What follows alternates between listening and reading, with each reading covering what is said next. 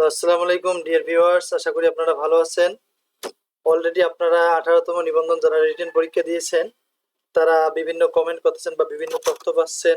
অনেকজনে একটা গুজব ছড়াচ্ছে যে 18তম রিটেন খাতা বাদ হবে কিনা, এ ধরনের কিছু তথ্য আপনারাও কমেন্ট করতেছেন। এর ভিত্তিতে আমরা গতকাল অর্থাৎ 7 আগস্ট আমরা একটা তথ্য পেয়েছিলাম যে আমরা একজন এনটিআরসি এর ঊর্ধ্বতন কর্মকর্তার সঙ্গে কথা বলি যে আসলে 18তম রিটেন পরীক্ষার খাতা কাটা শুরু হয়েছে কিনা, বা এনটিআরসি এর যে 18তম রিটেন পরীক্ষা যারা দিল এই খাতা কি ব্যান্ড হতে পারে কিনা, এ ধরনের তথ্য জানতে চাইলে ওনারা আমাদের বলেন যে আসলে আমরা খাতা কাটা অলরেডি শুরু করে দিচ্ছি, খাতা কাটার কার্যক্রম চলতেছে, হয়তো একটু লেট হবে কিন্তু খাতা বাতিল হবে না। এ ধরনের একটা তথ্য পাওয়া গেছে, চলুন আমরা দেখে নেই। বিভিন্ন গণমাধ্যমে শোনা যাচ্ছে যে 18তম রিটেন খাতা নাকি বাতিল হবে। আবার অনেকজন বলছে যে আবার রিটেন পরীক্ষা নতুন ভাবে নেওয়া হবে। আসলে এর কোনোটি সঠিক নয়।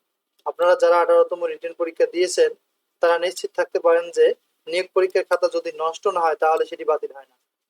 আমরা 7 আগস্ট এনটিআরসি এর এক ঊর্ধ্বতন কর্মকর্তার কাছ থেকে জানতে পারি যে অলরেডি রিটেন পরীক্ষার খাতা দেখা শুরু হয়ে গেছে। আপনারা অযথা টেনশন নেবেন না, হয়তো রেজাল্ট একটু দেরি হবে, কিন্তু তারা বলতেছে যে খাতা কাটা শেষ হলে আমরা দ্রুত রেজাল্ট দিয়ে দেবো।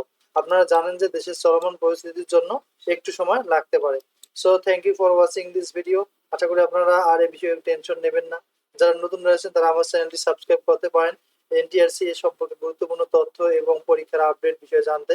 এবং আপনারা জানেন যে আমরা 19তম শিক্ষক নিবন্ধন পরীক্ষার গুরুত্বপূর্ণ মডেল টেস্ট অলরেডি প্রকাশ করতেছি, এবং সামনে আমরা 18তম ভাইবা সম্পর্কে বিভিন্ন বিষয়ে আলোচনা করবো।